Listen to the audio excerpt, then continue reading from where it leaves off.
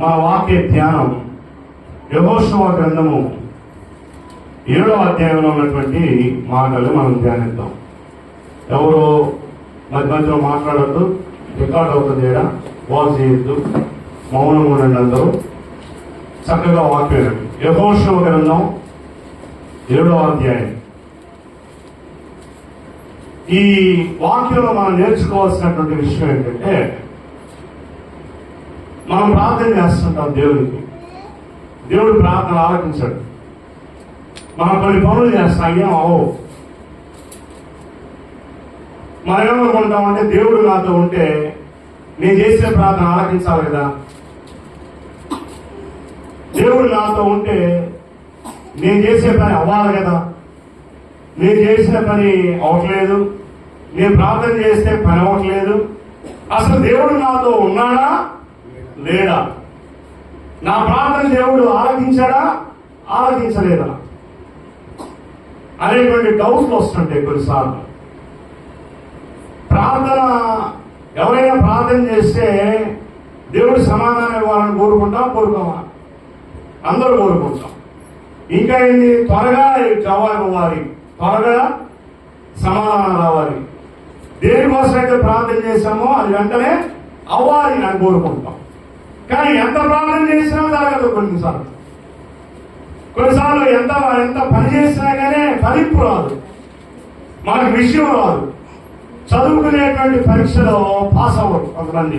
సంవత్సరం రోజులు చక్కగా చదువుకుని మరలా ఫెయిల్ అవుతుంటారు. ఇన్ని చేసినా కానీ పనులు అవట్లా, ఎందుకని అవ్వట్లేదు అని ఇప్పుడు ఆలోచించాలి. మనం ప్రార్థన చేసినప్పుడు దేవుడు ఎందుకు ఆలోచించట్లేదు, నా జీవితంలో నేను ఎందుకు విజయాన్ని పొందుకోలేకపోతున్నాను, సమృద్ధి కలిగి నేను ఎందుకు బ్రతకలేకపోతున్నాను, సమృద్ధి నా కుటుంబంలో ఎందుకు లేదు, సమృద్ధి కలిగి నేను ఎందుకు జీవించలేకపోతున్నాను అనేటువంటి విషయాన్ని మనం పరిశీలించాలి. ఎక్కడ బలహీనత ఉంది, ఎక్కడ ఏ విషయంలో నేను తప్పిపోయాను అని పరీక్ష చేసుకోవాలి. అయితే ఇక్కడ పాత నిబంధన గ్రంథంలో ఉన్నటువంటి యెహోషువ గ్రంథంలో ఉన్న 7వ అధ్యాయంలో ఉన్నటువంటి మాటలు మనం చూద్దాం.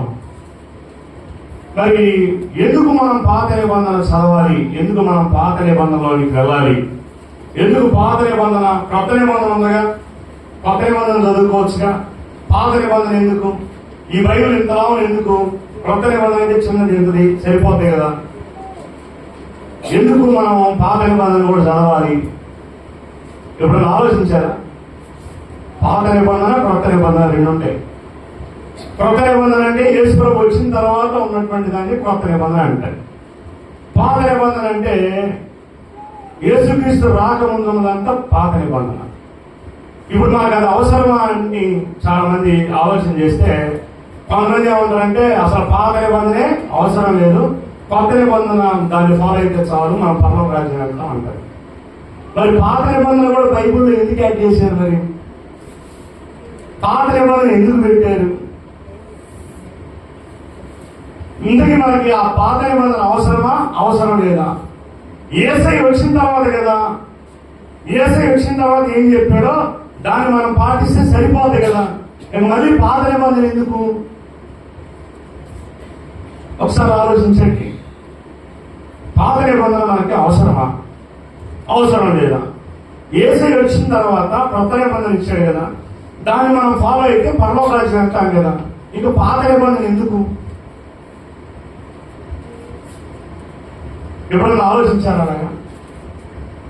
నేను ఒక సందర్భంలో ఒక ప్రార్థనకి వెళ్తే అక్కడ పాస్టర్ గారు కొత్త నిబంధన పుస్తకం తెచ్చారు, బైబిల్ ద్వారా. నేను అన్నా, ఏంటి బైబిల్ చదవాలంటే ఇది బైబిలే కాదు, మరి పాత నిబంధన ఏదన్నా అంటే ఆయన అన్నాడు, యేసు ప్రభు వచ్చిన తర్వాత కొత్త నిబంధన కదా, కొత్త నిబంధన చదువుకుంటే సరిపోతుంది, ఇక పాత నిబంధన ఎందుకు అన్నాడు. అప్పుడు నేను ఆలోచన చేశాను, అంటే అవసరం లేదా పాత నిబంధన? అవసరమా? మీరు ఎప్పుడు ప్రశ్నించుకోలేదా ఇలాగా, అవసరమా అవసరం లేదా అని? అప్పుడు దేవుడు తన వాక్యాన్ని నాకు తెలియజేశాడు. ఏంటంటే 1 కొరింథీయులకు రాసిన పత్రిక 10వ అధ్యాయం 11, 12 వచనాలు చదవండి.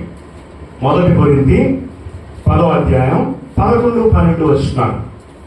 ఏమన్నది అక్కడ?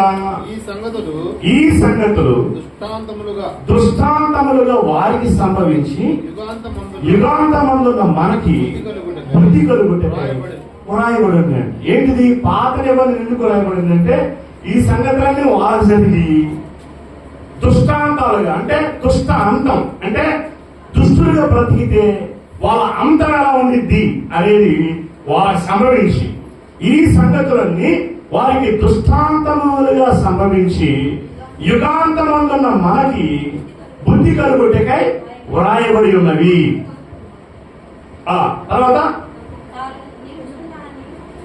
తాను నిలిచి ఉన్నానని తలంచుకున్నవాడు పడకుండానట్లు జాగ్రత్తగా చూసుకోవాలంట. అందుకోసమని నేను కరెక్ట్గానే ఉన్నాను కదా అని అనుకోకుండా ఉండడానికి దేవుడు ఇవన్నీ రాపించాడంట. యుగాంతం అంటే ఈ యుగాంతంలో మనం ఉన్నాం. యుగాంతం అందున్న మనకి బుద్ధి కలగటానికని ఇవన్నీ రాశాడంట. అంటే ఫర్ ఎగ్జాంపుల్ వాళ్ళు ఏం చేశారు? సనుక్కున్నారు, ఒకరి మీద ఒకళ్ళు సనుక్కున్నారు. సరిగి సంహారకుని చేత సంహరింపబడ్డారు. అర్థమైందా? అంటే సనుక్కోకూడదు అని తెలియజేయడం కోసం కొన్ని చెప్పారు. వాళ్ళు విగ్రహారాధన చేశారు, విగ్రహారాధన చేసి చచ్చిపోయారు. ఇప్పుడు నాకేం చెప్తున్నాడు? విగ్రహారాధన చేస్తే ఇలా చచ్చిపోతారా అని వాటిని మన కోసం రాపించారు. కొంతమంది వ్యభిచారం చేశారు, వ్యభిచారం చేసి కొంతమంది చచ్చిపోయారు. అబ్బాయి మీరు వ్యభిచారం చేస్తే ఇలా చచ్చిపోతారని దేవుడు వారికి దృష్టాంతాలుగా వాళ్ళకి కలిగి యుగాంతమందున మనకి బుద్ధి కలగడానికి అని రాయబడ్డాయి. అందువల్ల పాత నిబంధన కూడా మనకి అవసరం. ఇక్కడ పాత నిబంధనలో ఉన్న ఈ 7వ అధ్యాయంలో చూడండి, మొట్టమొదటి వచనం చదువుతున్నా. శపితమైన దాని విషయంలో ఇశ్రాయేలు తిరుగుబాటు చేసిరి. ఏం చేశారంట? తిరుగుబాటు అంటే ఏంటి? దేవునికి వ్యతిరేకంగా వెళ్ళటం. అంటే దేవుడు ఇలా నడవండి అని చెప్తే మనం అలా నడవకుండా ఆయనకు వ్యతిరేకంగా ఏదైతే చెప్పాడో అది చేయటం. దేవుడు పండు తినద్దు అన్నాడు, వీళ్ళేం చేశారు? పండు తిన్నారు, అంటే వ్యతిరేకించారు. అలాగా దేవుడు ఒక విషయం చెప్తే ఆ విషయంలో వీళ్ళేం చేశారంటే శపితమైన దాని విషయంలో ఇశ్రాయేలీలు తిరుగుబాటు చేశారంట. దేవునికి తిరుగుబాటు చేశారు. ఏం చేశారు అనేది చూస్తే చదవండి. రెండవ వచనం, 1వ వచనంలో ఎట్లసీమ యోధా గోత్రంలో జరహు ముని మనవడు జబ్ది మనవడును కర్మీ కుమారుడు ఆకాను శపితము చేయబడిన దానిలో కొంత తీసుకునే కనుక యెహోవా ఇశ్రాయేలు మీద కోపించెను. అంటే శపితమైన తీసుకున్నాడు. ఆ విషయంలో దేవుడు మరి ఎవరి మీద కోపించుకున్నాడు?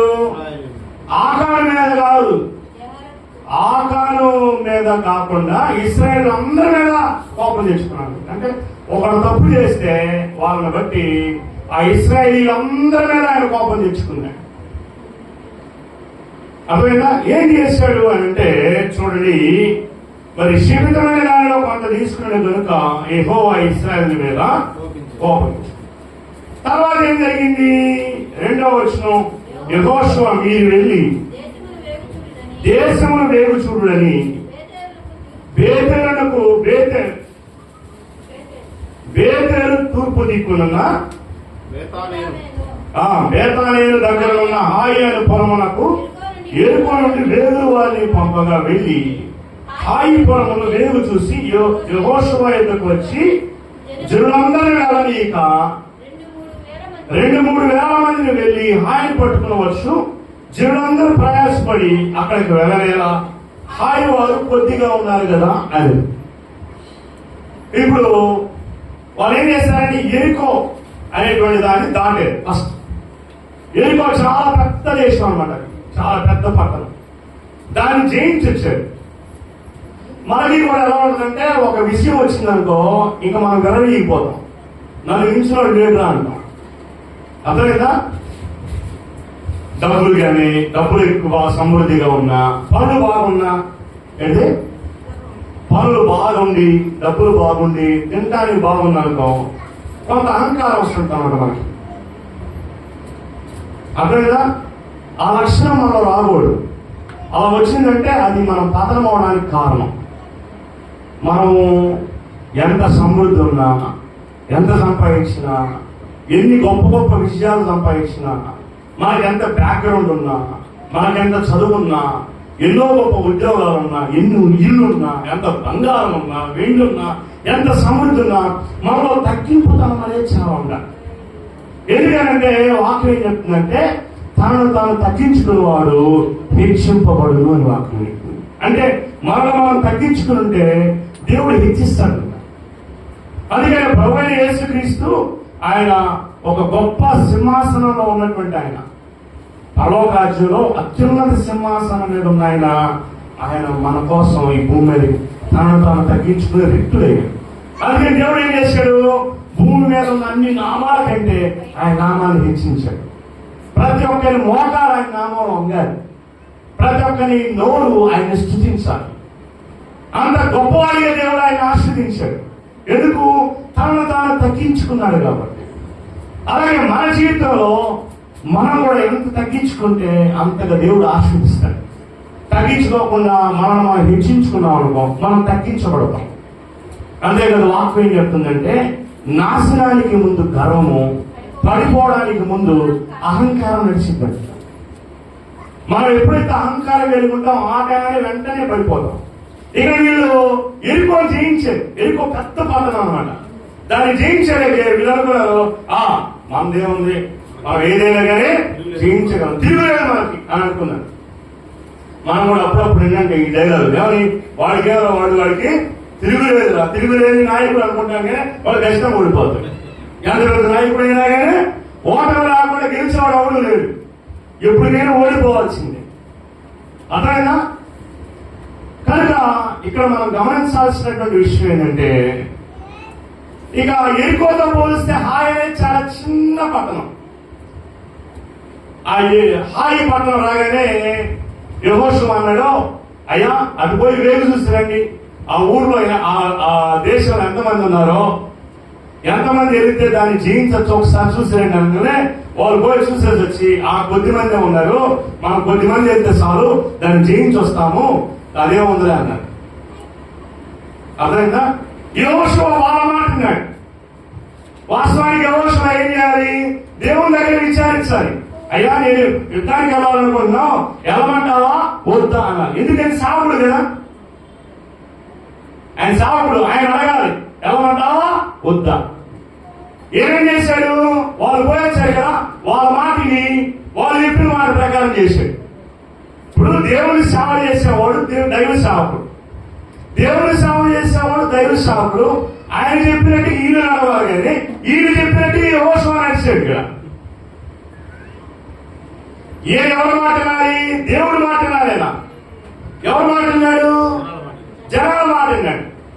ఇప్పుడు ఆయన సేవకు పిలిచాడు, ఈయన పోయి దేవుడిని అడిగి దేవుడు చెప్పిన ప్రకారం వెళ్ళాలి కానీ అక్కడ ఉన్నటువంటి విశ్వాసులు కొంతమంది ఉన్నారు, వాళ్ళు చెప్పిన మాటి వాళ్ళ దాని ప్రకారం వెళ్ళారు కాబట్టి ఓటమి పాలేదు. జరిగింది ఏంటయ్యా అంటే అక్కడికి వెళ్తే వాళ్ళు చిత్త కొట్టుడు కొట్టారు. 3,000 మంది చనిపోయారు ఆ రోజు. ఇశ్రాయేలు అంతా ఇక ఏడ్చారన్నమాట. ఇక అదేనా సామెత చెప్తారు ఏమని, ఎంత చిన్న పావునైనా పెద్ద కళతో కొట్టాలి. మనం ఏంటంటే మన సామర్థ్యము వీటన్ని చూసుకుంటాం, దాని ప్రకారం వెళ్తాం. ఇక్కడ జరిగినటువంటి విషయం ఏంటంటే ఎంత చిన్న పావునైనా పెద్ద కళతో కొట్టాలా అనేది కాకుండా వీళ్ళు ఆ చిన్న పామే కదా అని చిన్న కళ తీసుకుని వెళ్ళారు. అది వాళ్ళు కాటేసి చోట్ల ఏమైంది? వాళ్ళు పరాజయం పాలయ్యారు. వాళ్ళని వీళ్ళు టైం కొట్టేశారు. 3,000 మంది చనిపోయారు. అదేంటా నాయకుడు అయినటువంటి వాడు దేవుని యొక్క నడిపింపు కాకుండా విశ్వాసం యొక్క నడిపింపులోనికి వెళ్ళాడు. నాయకుడు దేవుని యొక్క నడిపింపులోనికి వెళ్ళాలి. అర్థమైందా? కొన్ని సంఘాలలో దైవ సేవకులు అడుగుతారయ్యా రేపు పలానా కార్యక్రమం ఉంది ఎలా చేద్దామంటే అప్పుడు విశ్వాసులందరూ చెప్తారు. చెప్పిన తర్వాత ఆయన వెళ్ళి దేవుని సన్నిధిలో దాన్ని ప్రార్థన చేసి ఏం చేయమంటావయ్యా అంటే అప్పుడు దేవుడు చెప్తాడు, దాని ప్రకారం వెళ్ళాలి. ఇప్పుడున్న సమస్య ఏం తెలుసా? విశ్వాసం అడిగారు కదా, విశ్వాసంలో ఒకటి చెప్తారు ఇట్లా చేయాలి. ఇప్పుడు పాస్ గారు ఆ మాట లేదనుకో, సచ్చినోడు నేను చెప్పిన మాట ఏమలేదు, వాడు ఇష్టం వచ్చినట్టు వాడు చేసుకుంటున్నాడు, అంతకాడికి మమ్మల్ని ఎందుకు అడిగేది అనుకుంటాడు. వాస్తవానికి నిర్ణయం ఎవరు తీసుకోవాలి? సంఘం తీసుకోవాలా? సంఘ కాపరి, సంఘానికి మీద పెడుతున్నటువంటి సంఘ పెద్ద దైవ సేవకుడు ఆయన తీసుకోవాలా నిర్ణయం? ఈ రోజు ఏమైందంటే ఉల్టా అయిపోయింది మొత్తం. విశ్వాసం నిర్ణయం తీసుకుని దాని ప్రకారం ఆయన సరేనమ్మా అంటే ఆ కలగపోతే వీళ్ళేంది? దశమ భాగాలు ఎవరు, జీతాలు ఎవరు, కానుకలు ఎవరు, అందుకోసమని వాళ్ళు భయపడిపోయి వీళ్ళు చెప్పిన మాట ఏంటది. ఈ రోజు అంతా అపజయం ఎందుకంటే అందుకే, అంటే మన సంఘాలలో అది లేదు, అది చెప్తున్నా. మన జీతాలు దాచి కానుకలు దాచి కాదు కాబట్టి అందువల్ల విషయం చెప్తున్నాను. ఎప్పుడైనా సరే ఒక యజమానుడు ఉంటాడు, కుటుంబానికి యజమానుడు ఉంటాడు. యజమానుడు నిర్ణయం తీసుకోవాలి, కుటుంబంలో వాళ్ళు కాదు. యజమానుడు నిర్ణయం తీసుకోవాలి. కుటుంబంలో యజమాని స్త్రీ కాదు తీసుకోవాల్సింది, పురుషుడు తీసుకోవాలి నిర్ణయం. పురుషుడు లేకపోతే స్త్రీ తీసుకోవాలి. చాలా మంది ఎలా స్త్రీలు నిర్ణయాలు తీసుకుంటారు, పురుషులేమా ఎట్టగొట్టలేదు. ఎందుకు? ఇతను పురుషుడిగా చేసే విధానాన్ని కోల్పోయాడు, తాగుడుకో దేనికో దానికి బలైపోయి ఎందుకు పనికిరాను ఏదైతే ఆ మీటింగ్ చేసింది. స్త్రీ మేస్త్రి అయితే ఏది? స్త్రీ మేస్త్రి అయితే మనిషి ఋషి అవుతాడు. మనిషి ఋషి అంటే ఋషి అంటే ఇంకా తపస్సు చేసుకోవటం. స్త్రీ మేస్త్రి అయితే పురుషుడు ఇస్త్రీ అవుతాడు. ఏమవుతాడు? ఇస్త్రీ అవుతాడు. అట్లా కాదు, పురుషుడు నిర్ణయం తీసుకోవాలి. ఒకవేళ స్త్రీ నిర్ణయం తీసుకున్నా కానీ పురుషుడిని ముందుకు చూపించాలి. మా ఆయన చెప్తారండి, మా ఆయనండి, ఆయన చేయాలంటే అప్పుడు కరెక్ట్గా ఉంటారు. బండి వెళ్ళే విధానం అది. ఏ తలకాయ లేకపోతే ఏ తలకాయ తీసి పెట్టుకోవాలంట? తుమ్మ తలకాయ తీసి పెట్టుకోవాలంటే ఏ తలకాయ లేకపోతే అంటే పెద్ద తలకాయ ఉండాలంట. అలాగే ఇక్కడ ఏమైపోయిందంటే వాళ్ళ నిర్ణయం ప్రకారం వెళ్ళారు, ఓడిపోయి వచ్చారు. వాస్తవానికి నేను చెప్పింది జస్ట్ నా ఆలోచన చెప్పాను, కానీ బైబిల్ ఏం చెప్తుందంటే ఎరుకో పట్టణానికి వెళ్ళినప్పుడు దేవుడు చెప్పాడు ఇది శపితమైనటువంటి వస్తువులు అని. ఏంటంటే అవి ఆ బంగారు, వెండి, క్షీణాలు, వస్త్రాలు చాలా ఉన్నాయంట, విలువ కలిగింది. దేవుడు అన్నాడు వాటిని మీరు ముట్టుకోవద్దు, తాకద్దు, వాటిని తెచ్చిపెట్టుకోవద్దు, అవి శపితమైనవి, దానివల్ల మీ జనులందరూ శపించబడతారని దేవుడు చెప్పాడు. వారంలో ఆకాన్ అనేటువంటి వ్యక్తి ఏం చేశాడంటే ఆ శపితమైన వాటిని తీసుకొచ్చి పెట్టాడు, ఎవరికి తెలియకుండా.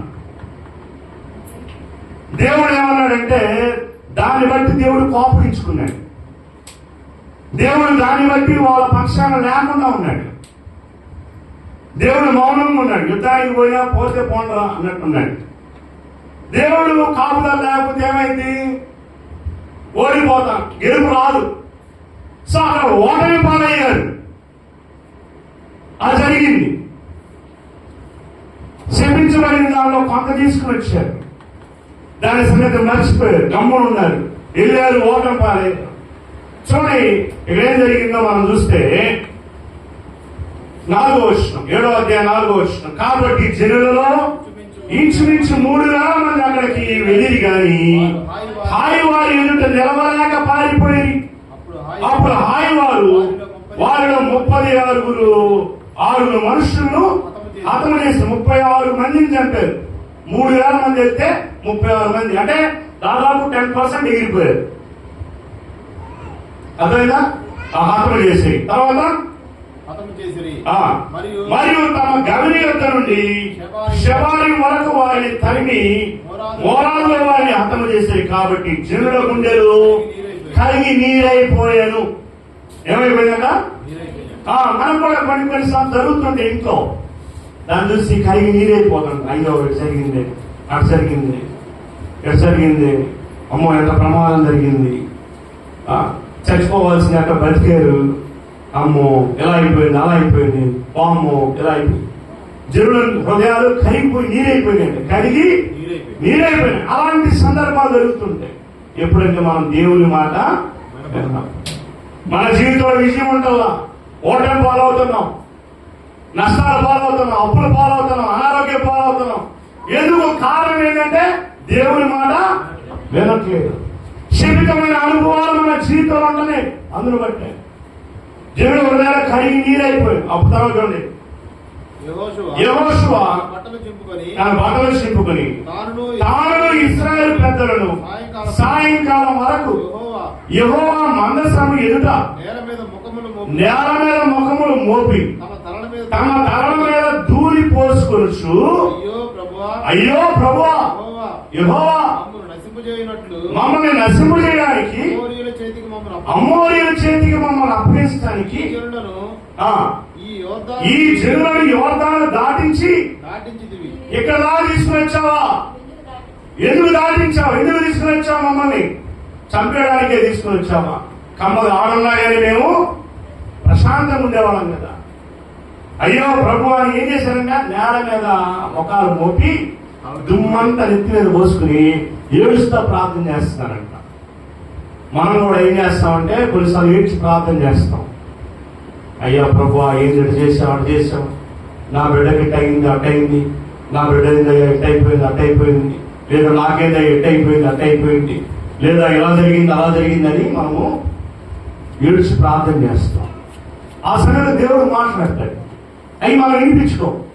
వచ్చే సమస్య మనం ప్రార్థన చేయటం తెలుసుగానే దేవుడి దగ్గర నుంచి ఎలా వినాలో తెలియదు. దేవుడు చెప్తాడు. అర్థమైందా?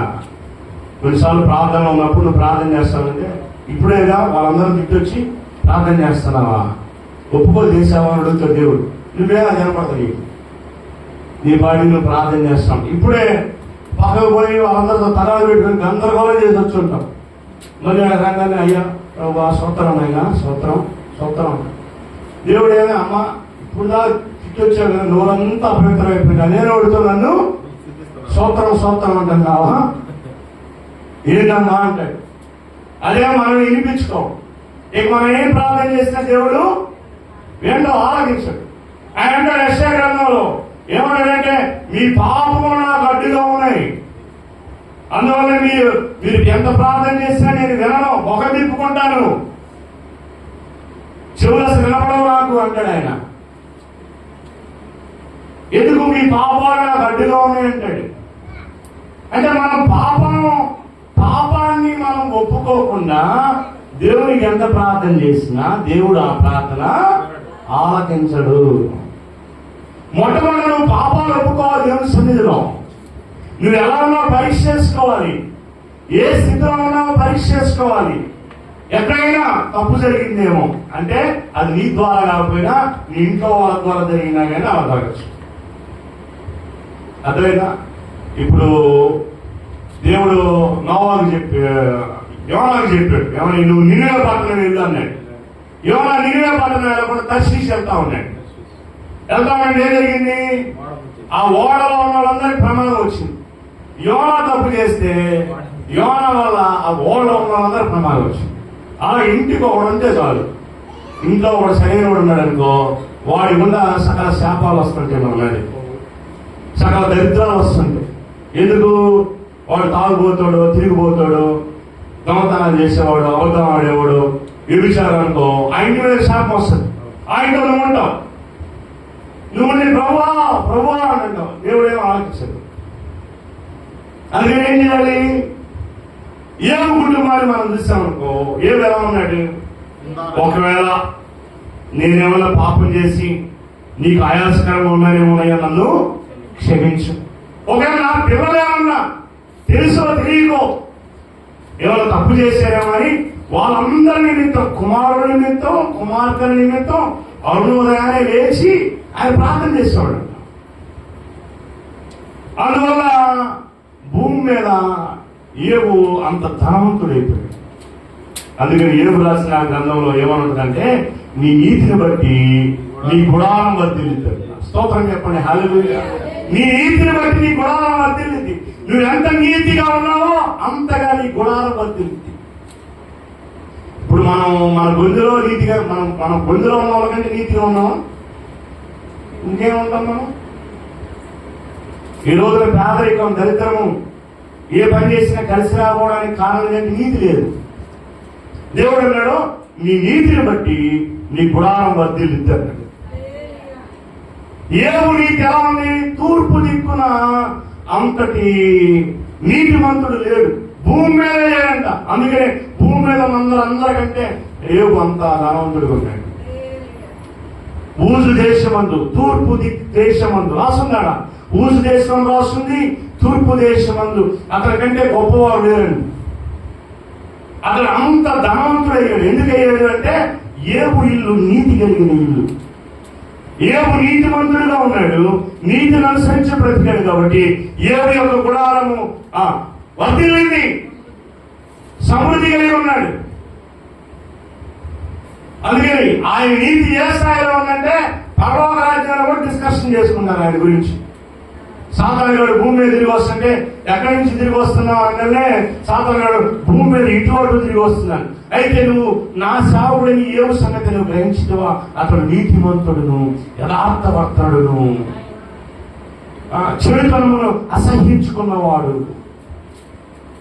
ఆ మాట అనగానే ఆయన మౌలిషంగా అంటే నీ నీతి, నువ్వు చేసే పనులన్నీ నీతి తప్పి చేస్తావు.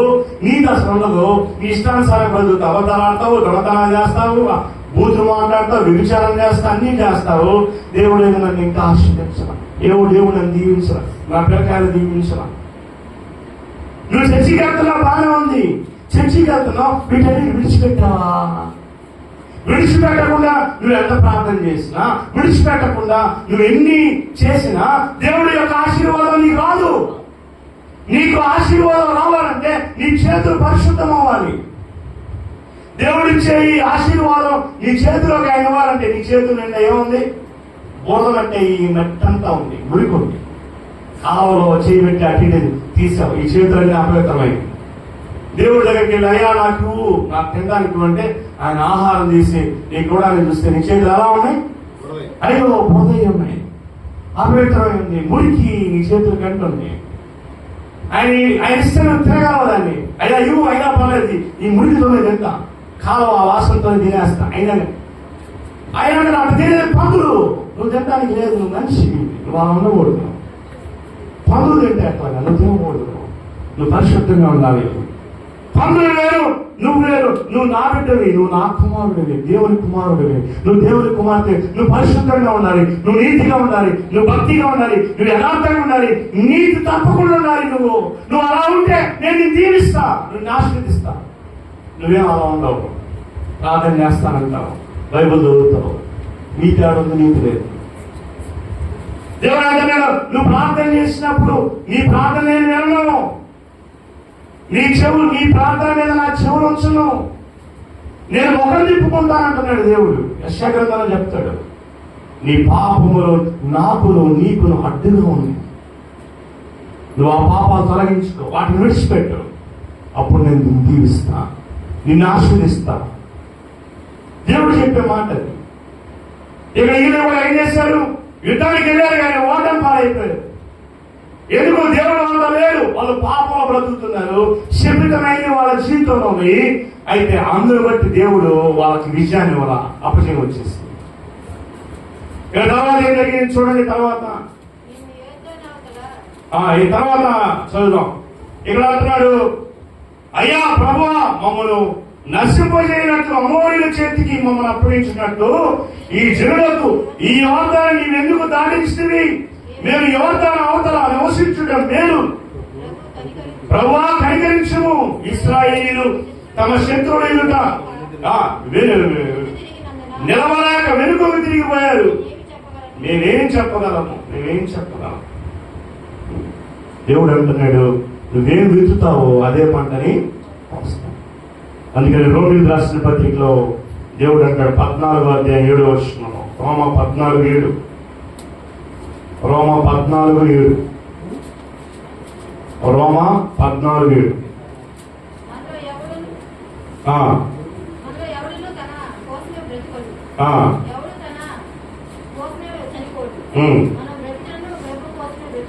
అంటే ఎందుకని మనం అంటే మనం క్రీస్తు యేసు బిడ్డలం. అక్కడ అంటున్నాం, మనం బ్రతికినాను ప్రభు కోసమే బ్రతుకుతున్నాం, చనిపోయినను బ్రతుకుతున్నాము.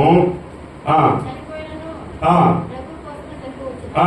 కాబట్టి మనం బ్రతికిన చనిపోయినను ఆ. బ్రతుకువారమై ఉన్నాము. చూడండి, మనం చనిపోయినా బ్రతికున్నా మనం దేవుని వారము.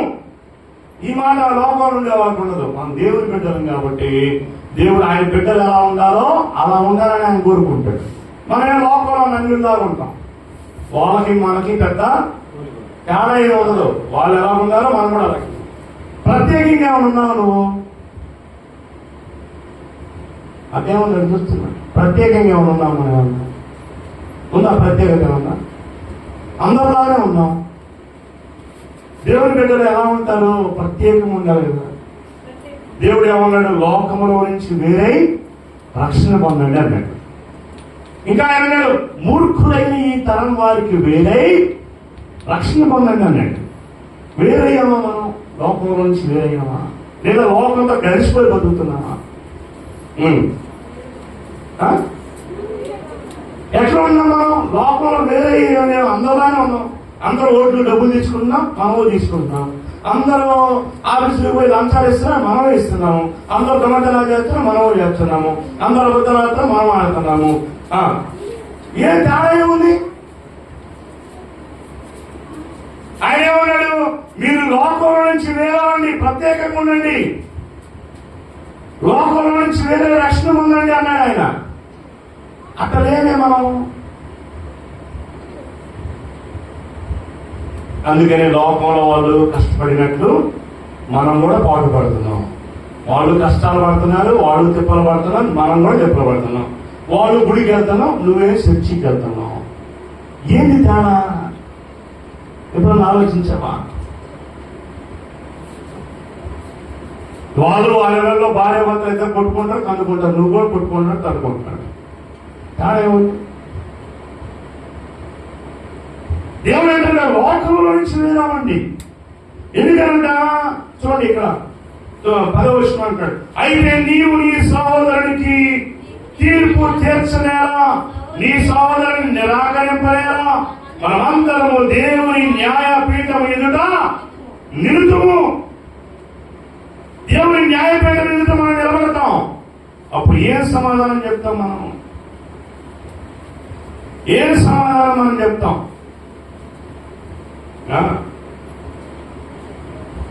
చూడండి, ఇంకా 13వ వచనం, కాగా మనం ఇక మీదట ఒకరినొకడు తీర్పు తీర్చుకుందుకు ఇదిగాక సహోదరునికి అడ్డమైనను ఆటంకమైనను కలగజేయకుందుమని మీరు నిశ్చయించుకోండి. అంటే మనం ఎదుటివారికి ఆటంకంగా ఉండకూడదు, వాళ్ళు ఇబ్బంది పెట్టకూడదు అని వాక్యం చెప్తుంది. 1 కొరింథీ 12:26. 1 కొరింథీ 12:26. 12:26. 1 కొరింథీ 12:26. ఒక అవయవము శ్రమపడినప్పుడు అవయవములన్నీ దానితో కూడా శ్రమపడను. ఒక అవయవము ఘనత పొందినప్పుడు అవయవములన్నీ దానితో కూడా సంతోషం. అటువలే మీరు క్రీస్తు యొక్క శరీరమై ఉండి వేరువేరుగా అవయవములై ఉన్నారు. మరియు దేవుడు సంఘములో మొదట కొందరిని అంటే ఇక్కడ చూడండి ఏ విషయం చెప్తున్నాడు. మీరంతా వేరు కదా, ఒకటే ఒకటే ఒకటే. మీరు వాళ్ళు వీళ్ళు కాదు, ఒకటే ఒకటే ఒకటే, వేరు కాదంటున్నాడు.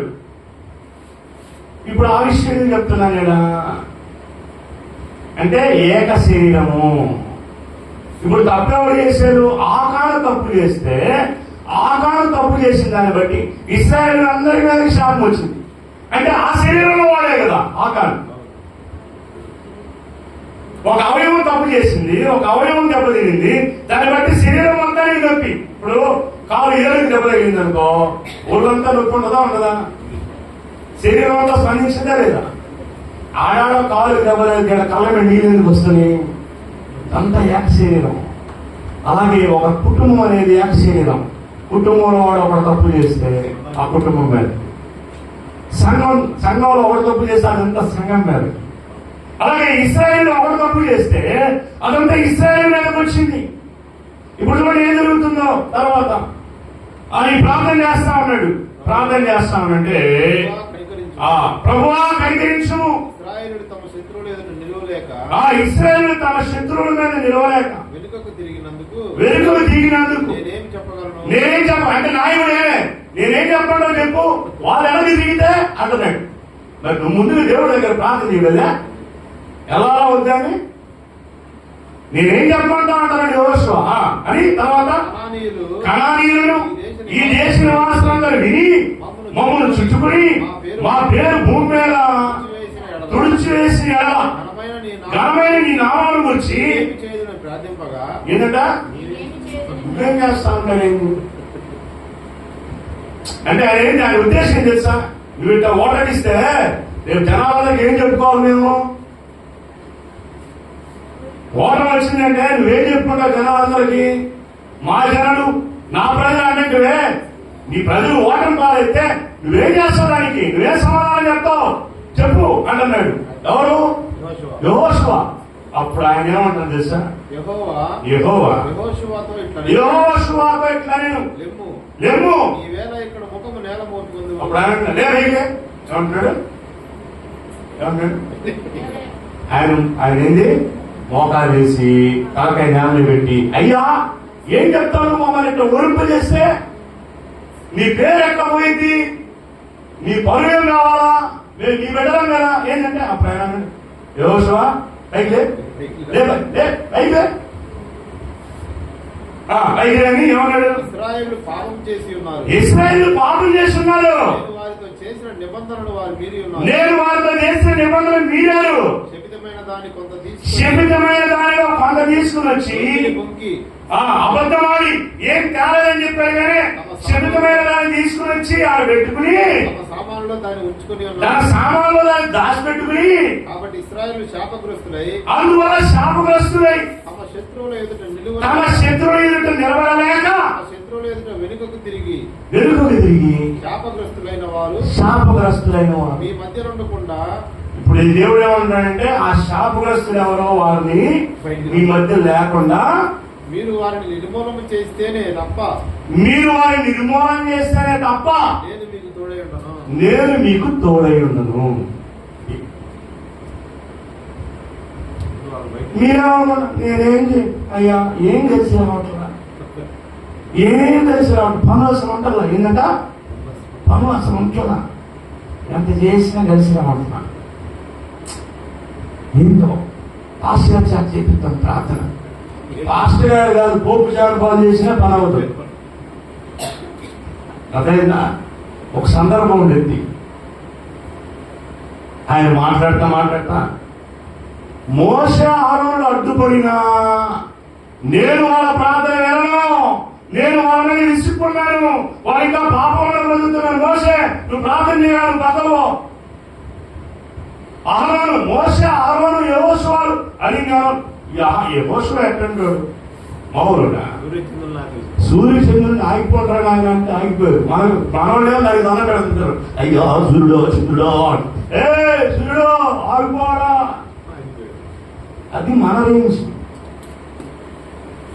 లోపల ఉన్న ఏమైంది? సూర్యుడా కనిపించనైనా సూర్యుడా, చంద్రుడా కనిపించనైనా సూర్యుడా కనిపించనైనా దేవుని బిడ్డలు ఎలా ఉంటారు? ఏ సూర్యుడు ఆగిపో, చంద్రుడు ఆగిపో. అది ఆయన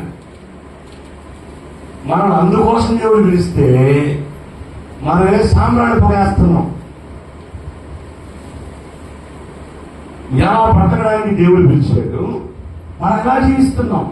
వాక్యం చెప్తుంది పాపము అవమానం తెచ్చుకుంది. అంటే అవమానం తెచ్చిందంట.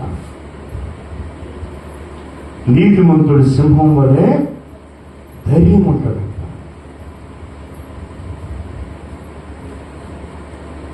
ఇలా గమనించినట్లయితే యెహోషువ ఎలాంటి వాడు? ప్రార్థన చేస్తున్నాయన. ఆయన సూర్యుడిని ఆగిపోమంటే ఆగిపోయింది, చంద్రుడు ఆగిపోమంటే ఆగిపోయింది. వాకింగ్ చెప్తుంది భూమి మీద ఇంతవరకు ఎవడు ఆ సూర్యుని చంద్రుడిని ఆపరా. అలాంటి వాడు యెహోషువ. ఆయన ప్రార్థన దేవుడు ఆలకించలేదంట. నువ్వేమనుకుంటావు? ఇక్కడ సామాన్యండి అందరూ కాయలు ఇస్తున్నారు, అందరూ కాయలు తెచ్చుకున్నాం. అది తెచ్చుకుంటే ఆయిల్ ప్రార్థన, అట్టికాయలు ప్రార్థన, అందరూ ప్రార్థనలో ఆ వెళ్ళి ఆ సమాధి తోటలో ఉన్న మట్టి తెచ్చుకుందాము, మట్టి ప్రార్థన.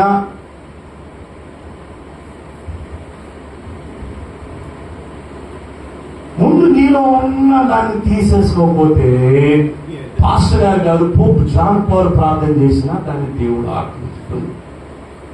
ఫస్ట్ నువ్వు శుద్ధి అవ్వాలి, నిన్ను దేవుని దగ్గర ఒప్పుకోవాలి, నువ్వు దేవుని దగ్గర నిన్ను సరి చేసుకోవాలి. అంటే రామేష్, నువ్వు అది చేసేంత వరకు ఎంతమంది ప్రార్థన చేసినావు? ఆయన అన్నాడు, నువ్వు పక్కన తప్పుకో, వాళ్ళు పాపం చేస్తున్నారు, మోసే నువ్వు పక్కన తప్పుకో. మోసే ఆహారంలో అడ్డుపడినా, యోషువ అడ్డుపడినా నేను వారి ప్రార్థన ఆలకించను. అంతే. ఫలం ఇచ్చేవాడు దేవుడు, తీసుకునేదాన్ని నువ్వు మధ్యలో వీళ్ళెవరో. నువ్వు బాగుంటే ఆయన ఇస్తాడు. ఈయన బతిలాడతాడు, ఇతను బతిలాడే క్యాండిడేట్ కాదంటలా, ఇతను సారదే వారదే కాదంటలా. కానీ నీకు ఆయనకి మధ్య కనెక్షన్ బాగుందా? నీకు ఆయనకి మధ్య కనెక్షన్ కరెక్టే లేకపోతే ఈయన ప్రార్థన చేసినా అవదు. ఏం చేస్తాడు మరి? ఏనెందుకు మరి? ఆ కనెక్షన్ కుదిరించేవాడేనా? అది నీకు ఆయనకి మధ్య సంబంధం లేకపోతే ఆ సంబంధాన్ని కట్టేవాడు దైవ సేవకుడు. మీ ఇద్దరికి మధ్య కనెక్షన్ సెట్ చేసేవాడు ఆయన. మీ ఇద్దరి మధ్య కనెక్షన్ కరెక్ట్ గా లేకపోతే ఈయన ప్రార్థన చేసినా కానీ పని అవ్వదు. ఇప్పుడు సంబంధం సెట్ చేయాలి, ఆయన కనెక్షన్ కరెక్ట్ గా చేయాలి. ఎక్కడో తీగలు లీగిపోయి ఉంటాయి. మీ ఇంటికి కరెంట్ ఉంది కదా, ఇంట్లో కరెంట్ రావాలంటే స్తంభం మీద నుంచి వైర్ కరెక్ట్ గా ఉండాలి. వైర్ దిగింది అనుకో లైట్ వెళ్తారు. ఈ పాస్ గా రావాలంటే లైట్ అనమాట. ఎక్కడ వైర్ దిగిపోయిందో, ఎక్కడ కనెక్షన్ కట్ అయిందో చూసి ఆ కనెక్షన్ ఈ కనెక్షన్ కరెక్ట్ చేసి చేస్తారు. ఈలో ఒకవేళ అవసరమైతే ఏంటిది, ఏదో ఒకటి ఉంటుంది, ఏంటిది ఇన్వర్టర్ పెట్టి ఇంట్లో కొంచెం లైట్ వేస్తాడు పాస్టర్ గారు. అంటే నువ్వు పాపం చేసినా తప్పు చేసినా ఇన్వర్టర్ పెట్టి ఆ రోజులు లైటింగ్, అదే 2 రోజులు 3 రోజుల వరకు. ఎప్పటికైనా లైన్ మీద చేసుకోవాలి. నువ్వు లైన్ మీద చేసుకోకపోతే బతుకులే. కొద్దిసేపు అదే ఉంటుంది. చిన్న అవసరమైన పాస్టర్ గారు ప్రార్థన చేయండి, అయ్యా కొంచెం కనికరించాయా, ఏదో ఈ రోజు కంటే లైట్ అయ్యి, ఈ రోజు లైట్ అయ్యి, రేపు వచ్చిన అయ్యా ఈ రోజు కూడా లైట్ అయ్యి అంటే ఈ లైట్ నేర్పిస్తున్నాడు ఆయన. కానీ మొత్తం మీద నువ్వు చేయాల్సింది లైన్ మీద చేసుకోవాలి. ఎవరి మీద ఎక్కువ రోజులు బతకాలి. నీకు ఆయనకి మధ్య కనెక్షన్ కరెక్ట్ గా ఉండాలి. ఆ కనెక్షన్ లేకపోతే దైవ సేవకుడు ఆ కనెక్షన్ సెట్ చేయాలి. ఈరోజు అంటే కనెక్షన్ సెట్ చేయట్లా. కనెక్షన్ సెట్ చేస్తే సంఘంలో నుంచి వెళ్ళిపోతారేమో, కానుకలు పోతాయేమో, గర్తిస్తే నవ్వుతేమో, ఎవరు అనుకుంటారేమో అని అనుకుంటే రేపు పౌరులే నరకానికి పోవటం, అందరూ కలిసి సామాన్లు పోవేసుకోవటం. దేవునితో మాట్లాడుతున్నప్పుడు నిన్ను నువ్వు సరి చేసుకోవాలి. ఇక్కడ అంటున్నాడు, ఎందుకు నీవు లోకంలో నేల మోపి ఉన్నావు? ఆ శరీరమైన దాన్ని కొంచెం తీసుకుని వచ్చి దొంగిలి బొంకి తమ సామాన్లో దాన్ని ఉంచుకొని ఉన్నారు. కాబట్టి ఇశ్రాయేలు శాపగ్రస్తులై తమ శత్రువు ఎదుట నిలవలేక తమ ఎదుట వెనుకలు తిరిగి శాపగ్రస్తులైన వారు మీ మధ్య ఉండకుండా మీరు వారి నిర్మూలన చేస్తేనే గాని నేను మీకు తోడై ఉండను. మరి ఇప్పుడు ఏం చేయాలంటావు? తర్వాత విషయం చెప్తా. నీవు లేచి తర్వాత అంటే ఇప్పుడు ఏంటంటే తర్వాత ఏం చేశాడంటే మనం మొత్తాన్ని రాళ్ళు తీసుకుని కొట్టి చంపేశాడు. దేవుడి ఉద్దేశం వాళ్ళు చంపాలనా? ఇప్పుడు కొత్త నిబంధన సంగతి. దేవుడు పాపిని ప్రేమిస్తాడు, పాపాన్ని అసహించుకుంటాడు, పాపిని ప్రేమిస్తాడు.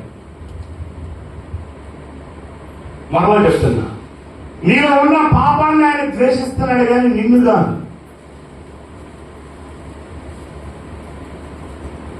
ఆయన పాపిని ప్రేమిస్తాడు, పాపాన్ని ద్వేషిస్తాడు.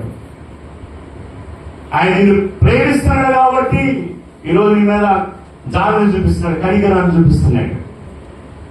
అప్పుడు అంటున్నాడు, ఏమంటున్నాడు తర్వాత? నీవు లేచి జనులను పరిశుద్ధ పరిచి వారిపై అనుము రేపటికి మిమ్మల్ని మీరు పరిశుద్ధపరచుకోవాలి. ఇశ్రాయేలు ఏం చేయాలంట? పరిశుద్ధపరచుకోవాలి. ప్రభువా, నా అతిక్రమ దోషాన్ని క్షమించునైనా. తెలుసో తెలియక ఏమైనా పాపాలు ఏమైనా ఉన్నాయేమో వాటినిన్నింటినీ క్షమించగల. నా మీద శాపాలు వస్తున్నాయి, ఆ శాపాలు తొలగించు. నన్ను స్వస్థపరచు, నా కుటుంబాన్ని స్వస్థపరచు, నా సమృద్ధి నీవు. అప్పు నుండి విడుదల చేసేయి. అప్పు చేసిన వాడు అప్పు తీసుకున్న ఇచ్చిన వాడికి దాసుడు. నేను నీకు దాసుడిగా ఉండాలి కానీ అప్పు నుండి దాసుడిగా ఉండకూడదయ్యా. నేను తలగా ఉండాలి కానీ తాప్గా ఉండకూడదు. నేను అప్పు ఇచ్చేవాడిగా ఉండగానే అప్పు తీసుకునే వాడిగా ఉండకూడదయ్యా అని ప్రార్థన చేయాలి. ద్వితోపదేశకాండ 28లో ఏముంది నిబంధన? ఇక్కడ అంటున్నాడు, మీరు నా నిబంధనని మీరి ఉన్నారు. ఏ నిబంధన అంటే మనకు కూడా ఒక నిబంధన ఉంది. ఏందా నిబంధన? నేను మీ దేవుణ్ణి అయి ఉంటాను, మీరు నా ప్రజలే ఉంటారు. మీరు నేను చెప్పిన వాక్యాన్ని విని దాని ప్రకారం చేస్తే నేను మిమ్మల్ని దీవిస్తాను. నేను చెప్పిన వాక్య ప్రకారం మీరు జీవించకుండా వాక్యాన్ని విడిచిపెట్టి మీ ఇష్టానుసారంగా తిరిగితే శాపాలు వస్తాయి. మీరు అప్పుల పాలవుతారు, రోగాల పాలవుతారు. మీరు పాలు వెళ్ళినప్పుడు క్షమించబడతారు, వచ్చేటప్పుడు క్షమించబడతారు, పిల్లకాయలు కొట్టరు. అవి రకరకాల శాపాలు ఉంటాయి. అవన్నీ చెప్తాడు. ద్వితోపదేశ కాండము 28వ అధ్యాయం ఉంటాయి.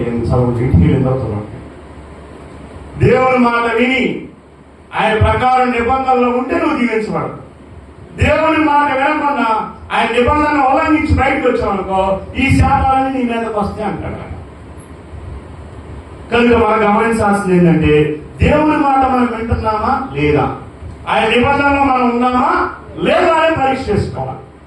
ఇక వీళ్ళు చేసినటువంటి పని ఏంటంటే దేవుడు చెప్పాడు. ఏం చెప్పాడు చూడండి ఆ మాటని. 6వ అధ్యాయం 17 వచనం నుండి, ఈ పట్టణమును దీనిలో ఉన్న యావత్తును యెహోవా వలన శపించబడెను. రాహాబును వేశ్య పంపిన దూతలను దాచిపెట్టింది కనుక, మనం పంపిన దూతలని దాచిపెట్టిన కనుక ఆమెయు ఆమె ఇంటి వారు తప్ప అందరూ ఆమె ఇంటిన వారందరూ వాళ్ళంతా ఆ కుటుంబం వాళ్ళంతా రక్షణ పడతారు. మిగిలిన వాళ్ళంతా శపించబడి తర్వాత వచ్చింది. శపించబడిన దానిలో కొంచెమైన మీరు తీసుకుని మీరు శాపగ్రస్తులై ఇశ్రాయేలు ప్రజలకు శాపాలు చేస్తారు. దానికి బాధ కలుగు చేయదు కనుక శపించబడిన దానిని మీరు ముట్టకూడదు. వెండియు బంగారును ఏమేంటంట? వెండి బంగారము ఎత్తడి పాత్రలు ఇనప పాత్రలు అవన్నీ ఆగండి. అవి దేవుడికి ఇవ్వాలి. అర్థమైందా? ఆ శపించబడిన డబ్బులన్నీ తీసుకుని మనం వాడుకుంటాం, మన శాపాలు వస్తాయి. అవి దేవుడికి ఇవ్వాలండి. వాటిని యెహోవా ధనాగారంలో ఉంచవాలి. అవి యెహోవా ధనాగారంలో ఉంచవాలి. అప్పుడే పరిశుద్ధపరచబడతాయి. అయితే ఆ తర్వాత ఏమైంది? అయితే అట్లా జరిగింది. అయితే అట్లా ఏం చేశాడు? ఈ ఆకారనేవాడు అక్కడ పోయేది. ఆ బంగారం కనపడింది, వెండి కనపడింది. అబ్బా, బంగారం వెండి ఎత్తడి ఎన్ని కనపడ్డాయి, క్షీణాలు వస్త్రాలు కనపడ్డాయి. ఇంక వెంటనే ఏం చేశాడంటే చూడండి తర్వాత ఏం జరిగిందో. ఇక్కడ మనం మరలా వస్తే ఈ అధ్యాయంలో 7వ అధ్యాయంలోనికి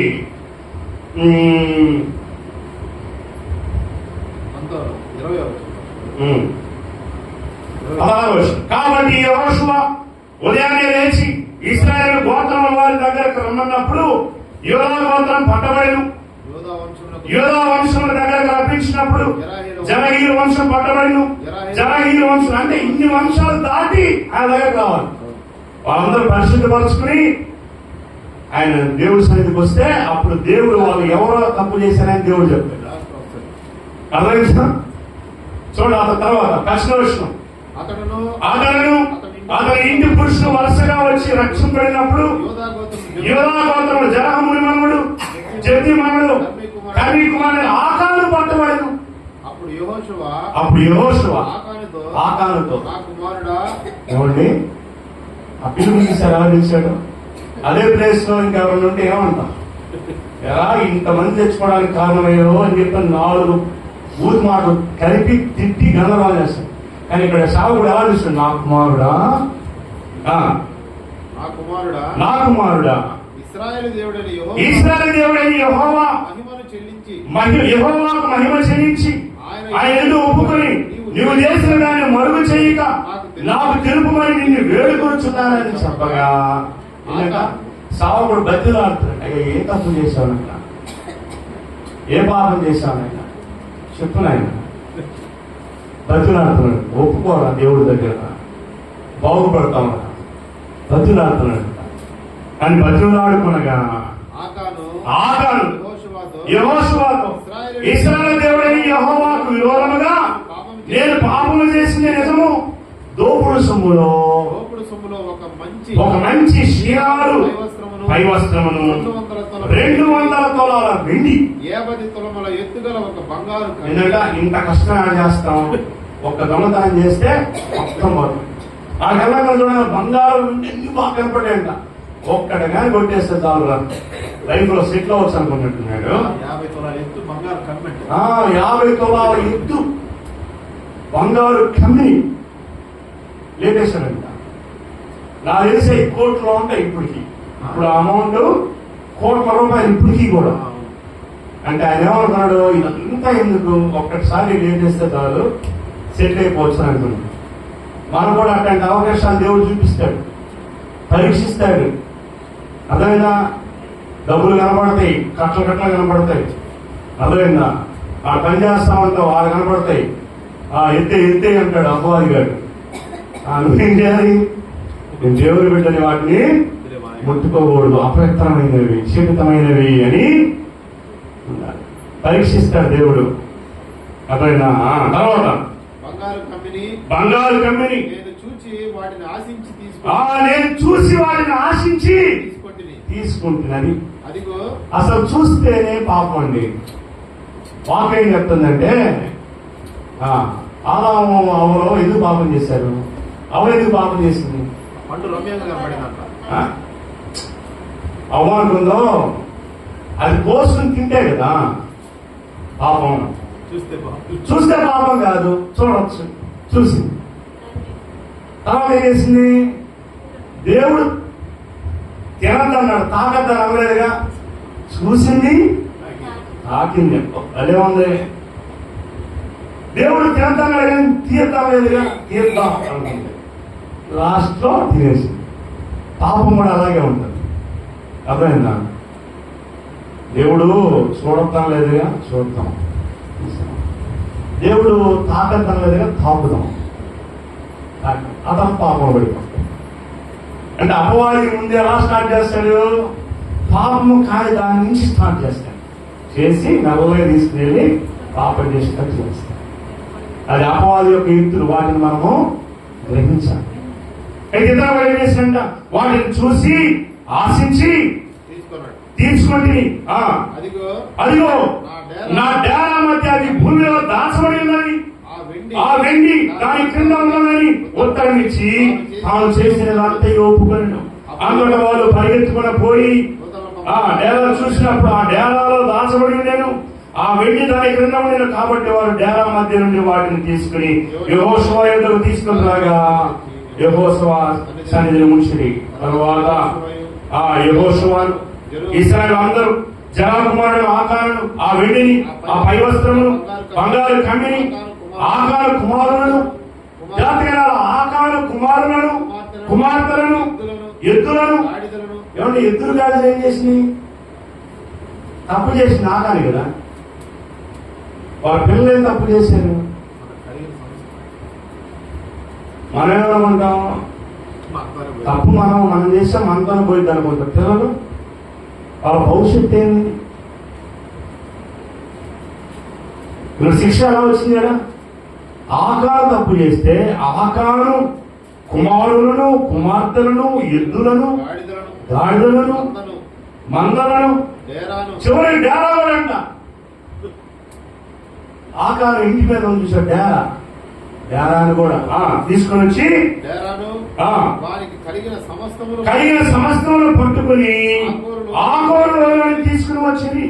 అప్పుడు యెహోషువ నీవేళ మమ్మల్ని బాధపరిచితివి, నేను యెహోవా నిన్ను బాధపరుచున్నాడుగా ఇశ్రాయేలు అందరూ వారిని రాళ్ళతో చావగొట్టేది, చచ్చిపోయారు.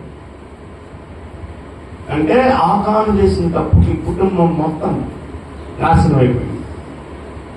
గాడిదలు అంతా చివరికి ధ్యానం ఏం చేసింది, ధ్యానాన్ని కూడా తీసుకుని దగ్గర పెట్టేశారు. అంటే దానికి కలిగిన ఆ శాపానికి సంబంధించింది ఏది మన జీవితంలో ఉండకూడదు.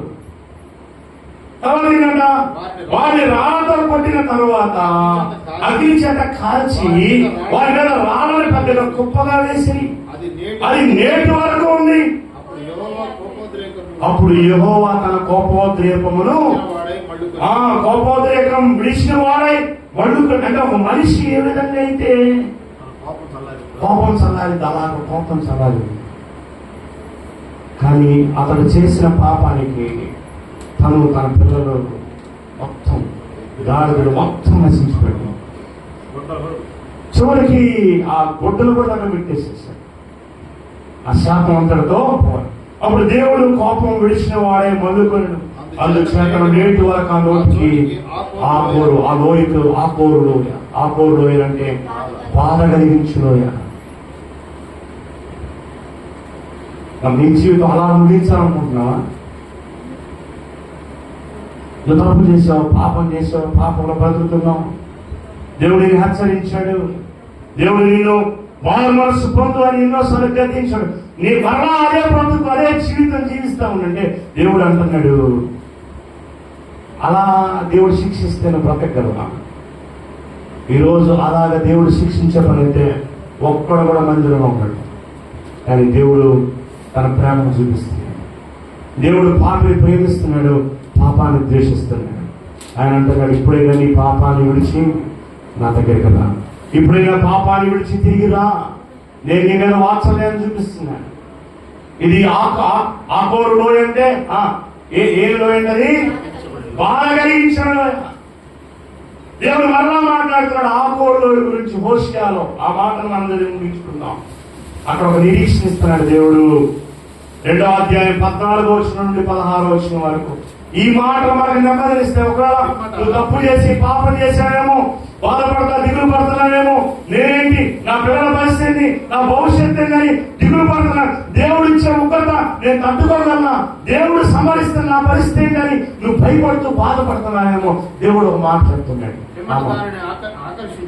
దానిని ఆకర్షించి అరణ్యంలోనికి దానిని కొనిపోయి అక్కడ దానితో ప్రేమగా మాట్లాడతాను. అక్కడ నుండి దానిని తోడుకొని పోయి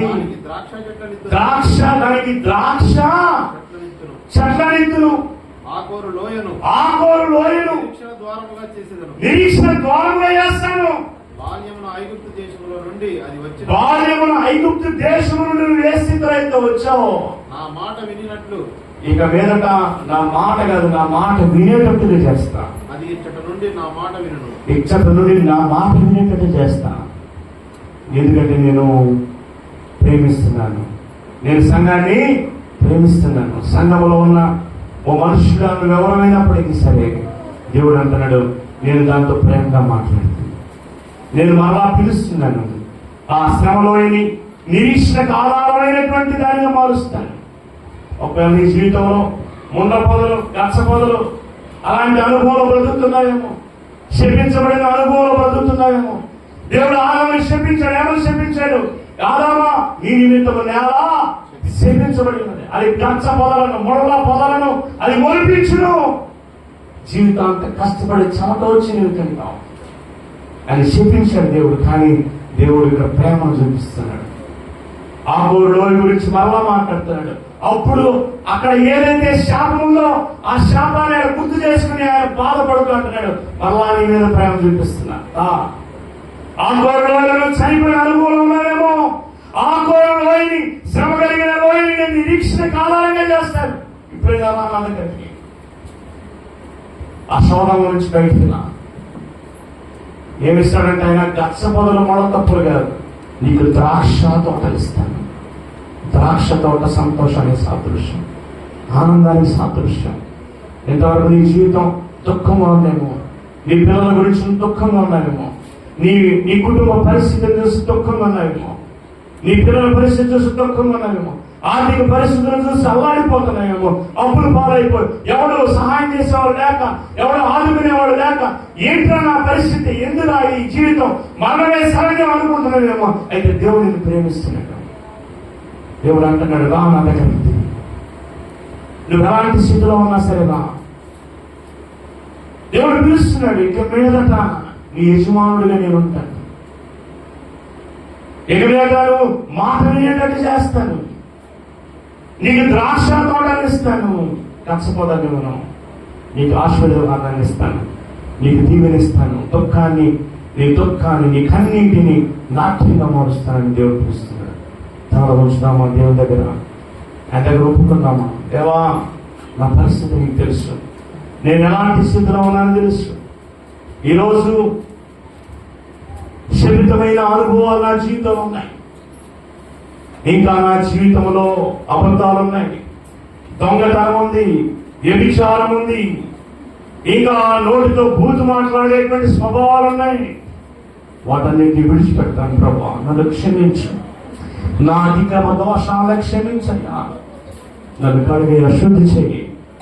ఇదిగో యెహోషువ చెప్పాడు, రేపు మిమ్మల్ని మీరు శుద్ధిపరచుకోండి, యెహోవా ఎదుటకు రండి అని దేవుడు చెప్పిన రీతిగా నేను శుద్ధి చేసుకో. దేవా, నేను నీ మాట వినకపోవడం వల్ల నా పిల్లలు నా మాట వింటలేదు, నేను నీ మాట వినలేదు కాబట్టి నా పిల్లలు నా మాట వింటలేదు. నువ్వు దేవుడి మాట నువ్వు వింటే నీ మాట నీ పిల్లలు వింటారు, నువ్వు దేవుడి మాటని వినకపోతే నీ మాట నీ పిల్లలు వినరు.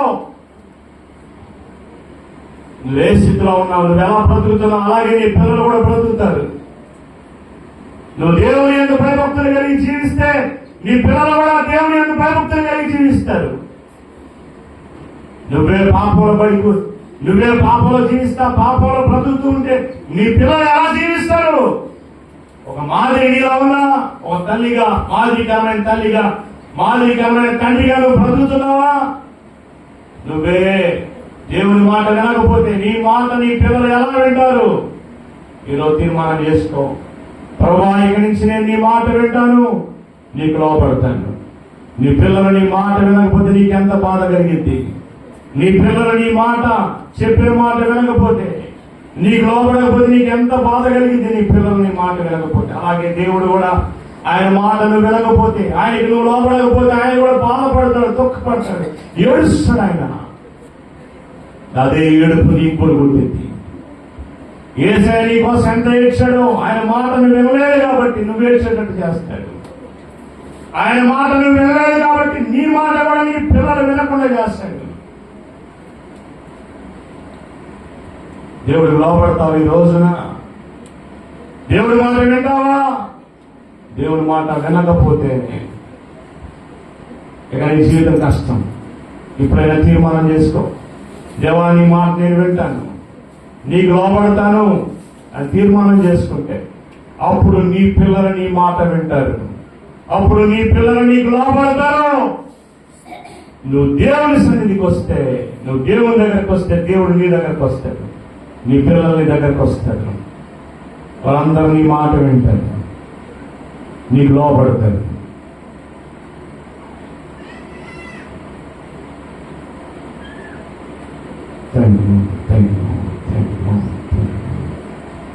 దేవుని మాట వెనక వ్యతిరేకించి నీ స్థానానుసారంగా బ్రతికితే, దేవుడు అన్నాడు, నీ దేహము దేవుని ఆలయమై ఉన్నది, ఎవరైనా నువ్వు దేవుని ఆలయమును పాడు చేసినడుగా నేను వాడిని పాడు చేస్తానన్నాడు. నీ దేహముతో దేవుని మహిమపరచాలి. నీ దేహము దేవుని ఇల్లు, దేవుని గుడి, దేవుని చర్చ్, అది దేవుని ఇల్లు. నీ శరీరమే దేవుని చర్చ్, దేవుని ఇల్లు. నువ్వు దేవుని ఇంటిని పాడు చేస్తే దేవుడు నీ ఇంటిని పాడు చేస్తాడు. కనుక దేవుని దగ్గర క్షమాపణడు, ప్రభావాలను క్షమించయ్యా, నా అతిక్రమ దోషాలను క్షమించయ్యా, నాకు రక్షణ భాగ్యం చేసి ఇక మీద నీకు లోపడతాను, రోషం కలిగి బ్రతుకుతాను, పాపంలో రాజీ పడతాను, అబద్ధానికి ఎంత అబద్ధమైన ఆడేస్తాను, ఎంత బూతుమాటలు మాట్లాడతాను, ఎంత వ్యభిచారమైన చేస్తాను, భయం అనేది లేదు నాకు. అలా ఉన్నావేమో, అంటే ఈ రోజు దేవుని దగ్గర ఒప్పుకో, ప్రభా నేను నీతిగా బ్రతుకుతాను, యథార్థంగా బ్రతుకుతాను, నా జీవితాన్ని ఆశీర్వాదకరంగా మార్చుకుంటాను. నీ నీతిని బట్టి నీ గుణాల మధ్య నీతిగా ఉన్నావు. నీ గొంతులో నువ్వు నీతిగా ఉంటే ఆ గొంతులో ఉన్న వాళ్ళందరికంటే నువ్వు ఉన్నతంగా ఉంటావు.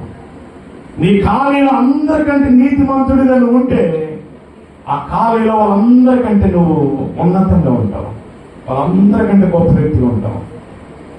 ఏది నీ నీతి? నీ గొంతులో నీ నీతి ఉందా? గొంతులో ఉన్న వాళ్ళందరికంటే నీ నీతి గొప్పగా ఉందా? గొప్పగా ఉండి అడుగు దేవుణ్ణి, నేను గొంతులో ఉన్న వాళ్ళందరికంటే నీతిగా ఉన్నాను, నన్ను ఎందుకు ఆశీర్వదించవు అని అడుగు దేవుణ్ణి. నీ నీతి ఏ పాటిది? దేవుడు అన్నాడు, నీ నీతిని బట్టి నీ గుణాలు తీర్మానం చేసుకో. ప్రార్థన చేసుకుందాం. ఈ వాక్యాన్ని వినవారు ప్రార్థన చేసుకుని తమలో ఉంచుతాం, దేవునికి లోపడతాం, దేవుని మాట విందాం. పరిశుద్ధుడా, ప్రేమ కలిగిన తండ్రి, మీ వందనాలు, స్తోత్రాలు. మీరు మాకు ఇచ్చిన ఈ వాక్యానికి స్తోత్రాలు. ఈ వాక్య ప్రకారం మేము జీవించడానికి సహాయం చేయొచ్చు. ఆకాను శుద్ధమైన దాన్ని తీసుకుని వచ్చి తన ఇంటిలో పెట్టుకున్నాడు. ఆయన అందువల్లే ఆ ఇంటికి శాపం వచ్చింది. అతని వల్లే అక్కడ ఉన్నటువంటి ఆ సమాజం మొత్తానికి శాపం వచ్చింది.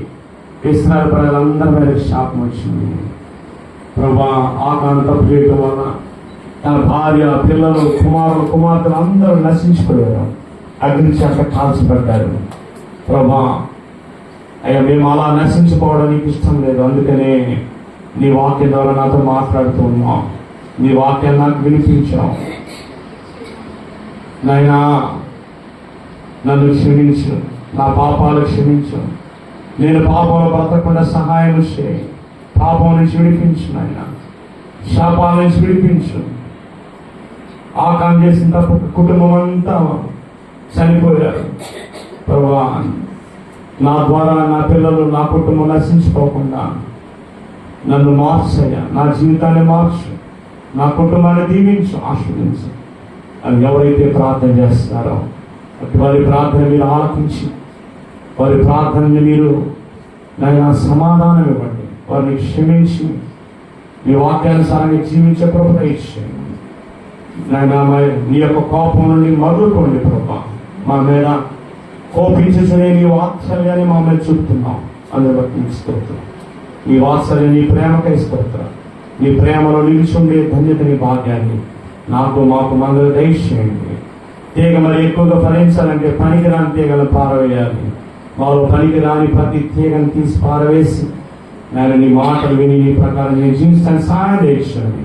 ఈ వాక్యం ప్రతి ఒక్క బిడ్డను దీవించి ఆశ్రయించండి. యేసుక్రీస్తు నామములో అడుగుచున్నాము తండ్రి, ఆమేన్. అలాగే ప్రార్థనలో